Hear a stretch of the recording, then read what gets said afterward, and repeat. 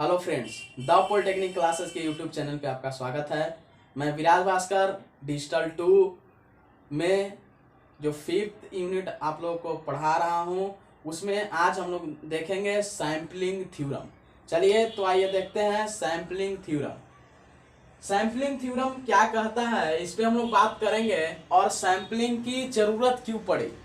आज के पूरे मॉडर्न टाइम में अधिकतर सिग्नल जो डिजिटल का यूज हो रहा है वो डिस्क्रीट के फॉर्म में यूज हो रहे हैं, और चूंकि अगर हमारे पास एनालॉग सिग्नल होंगे तो उसको सैंपल्ड करके हम उसको चेंज करते हैं कैसे डिस्क्रीट में, आज वही देखेंगे। इसी के लिए आया आपका क्या, सैम्पलिंग थ्योरम। तो चलिए देखते हैं।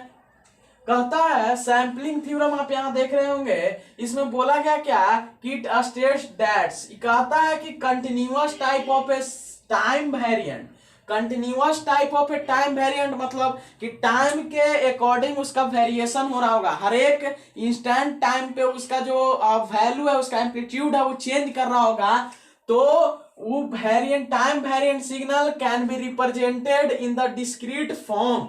मतलब कहता है सैम्पलिंग थ्योरम कि it state as continuous type of a time variant signal को अगर हम रिप्रेजेंट करते हैं डिस्क्रीट फॉर्म में, डिस्क्रीट फॉर्म में अगर रिप्रेजेंट करते हैं तो form of a signal with the help of samples, उसको हम किस हेल्प से यूज करते हैं, तो सैंपल्स के हेल्प से हम डिस्क्रीट फॉर्म में चेंज करते हैं। देखिए लेट सपोज कीजिए यहाँ पे ये जो सिग्नल है, ये जो आपका सिग्नल है, ये टाइम, ये एम ऑफ टी है, ठीक है, और ये कंटिन्यूअस सिग्नल है, टाइम वेरिएंट सिग्नल है। इसको हमको चेंज करना है किसमें, डिस्क्रीट में, डिस्क्रीट फॉर्म में चेंज करने के लिए हम क्या करते हैं, ट्रेन पल्सेस का यूज करते हैं। और ट्रेन पल्सेस का यूज करने का मतलब क्या हुआ कि यहाँ पे हम जो ट्रेन पल्सेस यहाँ ले रहे हैं, ये रहा आपका train pulses, train of pulses. तो देखिए यहां से हम लेते हैं क्या, तो ये ट्रेन ऑफ पल्सेस लेते हैं, ये निगेटिव साइड में भी सबका ये जो सेम रहेगा इसका एम्पलीट्यूड। यहां अगर लिए टी एस तो ये T S, T S, 2 TS, 3 TS, ऐसे ही बढ़ते जाएगा। यहाँ माइनस में TS, माइनस में 2 TS, माइनस 3 TS। ये जब ट्रेन इंपल्सेस को, ट्रेन ऑफ इंपल्सेस को हम इस कंटिन्यूअस सिग्नल के साथ, ये आपका क्या है, कंटिन्यूअस सिग्नल, ये टाइम वेरिएंट सिग्नल है, इसके साथ हम क्या करते हैं कि ये एक मल्टीप्लायर है, ये आपका क्या है, ये आपका एक मल्टीप्लायर है, इसमें मिक्स करते हैं। मतलब इस सिग्नल को और इस सिग्नल को इस मल्टीप्लायर में हम क्या करते हैं, देते हैं। ये आपका क्या है, मल्टीप्लायर, मल्टीप्लायर में हम देते हैं, तब आपका क्या बनता है, डिस्क्रीट फॉर्म सिग्नल। यहाँ पे डिस्क्रीट सिग्नल फॉर्म करते हैं, डिस्क्रीट सिग्नल फॉर्म करेंगे। मतलब कहने का हुआ यहां से कि ये जो फॉर्म करेंगे, ये सिग्नल जो फॉर्म करेंगे, ये सिग्नल जब फॉर्म करेंगे तो ये कंटिन्यूअस पे ही यहाँ डिस्क्रीट बनेंगे, ठीक है, ऐसे ऐसे फॉर्म करेंगे डिस्क्रीट सिग्नल आपके, ठीक है। यहाँ मैक्सिमम, यहाँ से फिर और यहाँ से फिर नीचे के तरफ में भी क्या करेंगे, डिस्क्रीट सिग्नल यहाँ से क्या करेंगे, फॉर्म करेंगे।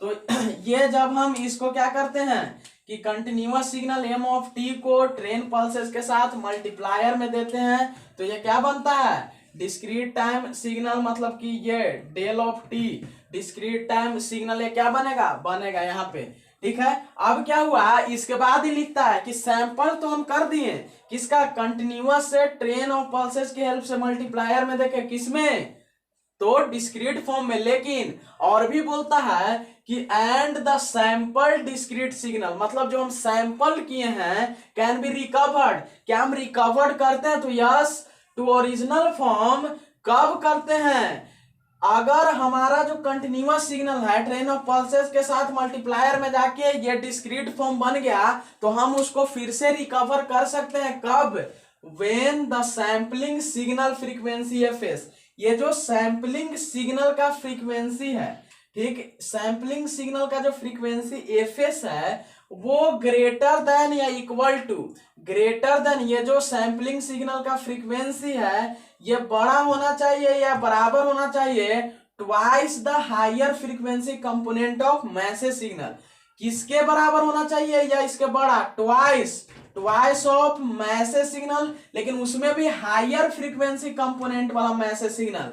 Higher frequency component of message signal कहने का मतलब आप बढ़िया से समझे, higher frequency component message signal कहने का मतलब, यहां देखिए, higher frequency component of message signal कहने का मतलब एक चीज आप समझ जाइए कि अगर आपके पास मैसेज सिग्नल 2-3 दिया हुआ है तो किसको हम रिकवर कर सकते हैं? तो जो सैंपलिंग सिग्नल का जो फ्रीक्वेंसी एफएस है वो बड़ा या बराबर होना चाहिए 2FM, कहने का मतलब twice of higher frequency component of message signal. और higher frequency of component of message signal कहने का मतलब क्या हुआ कि अगर यहाँ पे देखिए, यहाँ पे अगर आपको एम ऑफ टी का वैल्यू, अगर एम ऑफ टी का वैल्यू साइन, अगर एम ऑफ टी का वैल्यू अगर साइन 2πt दे प्लस साइन 3πt दे प्लस साइन 4πt दिया हुआ है, ये एम ऑफ टी का वैल्यू दिया हुआ है, तो बताइए ये जो लिखा हुआ टर्म है कि twice the higher frequency component of message signal, इसमें किसमें आप दोगुना मतलब कि ट्वाइस कर देंगे मैसेज सिग्नल के फ्रीक्वेंसी में, तो जो हायर फ्रीक्वेंसी होगा, हायर फ्रीक्वेंसी कहने का मतलब हम सबसे पहले साइन 2πt को जैसे ही सोल्व करेंगे तो ओमेगा का वैल्यू 2π दिया हुआ है, ओमेगा 2πf बराबर 2π होगा, यहां से 2π कटेगा तो f का वैल्यू 1 आएगा, किसके लिए? साइन 2π के लिए। अब साइन 3π को देखेंगे अगर t को, तो ओमेगा का वैल्यू 3π और यहां से 2πf इक्वल टू 3π होगा, पाई से पाई कटेगा, f का वैल्यू 3/2 मतलब 1.5 होगा, ठीक है। अब फिर से थर्ड को अगर निकालते हैं तो साइन 4πt, यहां से ओमेगा का वैल्यू 4π, 2πf इक्वल टू 4π, तो यहाँ 2 जा, f का वैल्यू 2। बताइए इसमें जो मैसेज सिग्नल का जो फ्रीक्वेंसी आ रहा है, यहाँ पे FM लिख रहे हैं अगर हम, नहीं ये चूंकि मैसेज सिग्नल का फ्रीक्वेंसी है तो इसमें हाईएस्ट फ्रीक्वेंसी कौन है? 1 है कि 1.5 है कि 2 है, तो हाईएस्ट इसमें से 2 है। तो कहता है क्या कि जो सैंपलिंग फ्रीक्वेंसी होगा, सैंपलिंग सिग्नल का फ्रीक्वेंसी एफएस, वो अगर बड़ा होगा या बराबर होगा किसके? तो twice the higher frequency of message signal. अगर ये मैसेज सिग्नल है तो ट्वाइस ऑफ इसका हायर फ्रीक्वेंसी का होगा, तब हम उसको रिकवर कर सकते हैं डिस्क्रीट फॉर्म से उसके ओरिजिनल फॉर्म मतलब कंटिन्यूअस फॉर्म में। तो आज हम सीखे कि सैंपलिंग थ्योरम में कि कंटिन्यूअस टाइप को, टाइम वेरिएंट को, मैसेज सिग्नल को हम डिस्क्रीट में चेंज कर सकते हैं with the help of samples, या फिर सैंपल सिग्नल को हम रिकवर कर सकते हैं ओरिजिनल फॉर्म में। कैसे? तो उसके जो सैंपलिंग सिग्नल फ्रीक्वेंसी एफएस है वो बड़ा होगा या बराबर होगा किसके? तो twice of the higher frequency component of message signal. और higher frequency component of message signal कहने का मतलब क्या हुआ ये आप यहां से समझ रहे होंगे। चलिए आइए इसके बाद हम लोग 3 कंडीशन देखते हैं।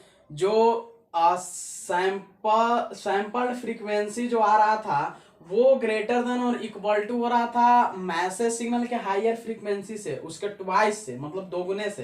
तो हम लोग देख रहे थे यहाँ पे कि जो ये एफएस था वो बड़ा और बराबर आ रहा था 2FM का, ठीक है, मतलब higher frequency component of message signal. और उसको हम समझाएं कि मैसेज सिग्नल में जो हाईएस्ट फ्रीक्वेंसी क्या होगा मैसेज सिग्नल के कंपोनेंट का। अब 3 कंडीशन है जो कि आपके एग्जाम में ऑब्जेक्टिव टाइप बनाने के लिए सबसे ज्यादा इंपॉर्टेंट, कि अगर जो सैंपल सिग्नल का फ्रीक्वेंसी एफएस होगा वो बड़ा होगा twice of higher frequency component of message signal से, तो उसको ओवर सैंपलिंग के अंतर्गत रखा जाता है, ओवर सैंपलिंग के अंतर्गत। और प्रैक्टिकली ओवर सैंपलिंग की मान्यता सबसे ज्यादा दी जाती है, मतलब प्रैक्टिकली यूज होने वाला ओवर सैंपलिंग जो ये कि एफएस अगर बड़ा होगा 2FM से, तो प्रैक्टिकली हम इस डिस्क्रीट फॉर्म से ओरिजिनल सिग्नल को प्राप्त कर सकते हैं। कब?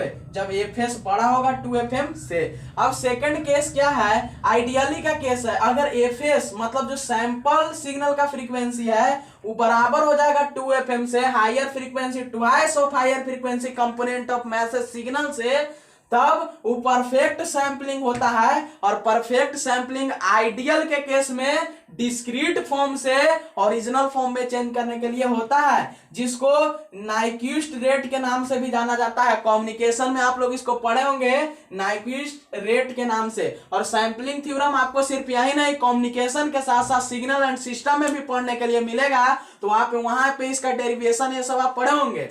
इसके साथ ये आइडियली के केस में डिस्क्रीट से ओरिजिनल सिग्नल के फॉर्म में चेंज करने के लिए आता है, तो आपको पूछेगा एफएस का वैल्यू अगर 2fm के बराबर है तो उसको किस नाम से जाना था, नाइक्विस्ट रेट के नाम से, और वो परफेक्ट सैंपलिंग होता है, आइडियली में इसी का यूज होता है। इसके साथ एफएस जब बड़ा होगा 2fm से तो ये ओवर सैंपलिंग होता है, प्रैक्टिकली डिस्क्रीट से कंटिन्यूअस ओरिजिनल के फॉर्म में चेंज करने के लिए इसका यूज होता है। और एट लास्ट जो अंडर सैंपलिंग होता है, FS is less than twice of higher frequency component of message signal, जिसको एलाइजिंग इफेक्ट के नाम से भी जाना जाता है।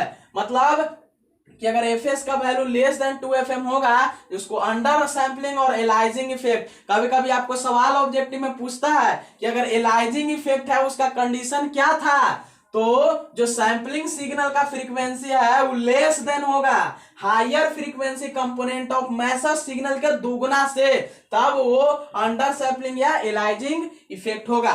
चलिए, तो इन सब के साथ आज सैंपलिंग थ्योरम खत्म हो गया और आप लोग को समझ में आया होगा कि सैंपलिंग थ्योरम क्या है, उसके क्या कंडीशंस हैं। एफएस ग्रेटर देन और equal to twice of the higher frequency component of message signal, तब हम उसको ओरिजिनल सिग्नल में रिकवर कर सकते हैं। और हम सैंपलिंग थ्योरम का use generally time variant continuous signal से डिस्क्रीट फॉर्म में चेंज करने के लिए करते हैं। तो ये रहा आज का आपका सैंपलिंग थ्योरम। बने रहिए द पॉलिटेक्निक क्लासेस के साथ।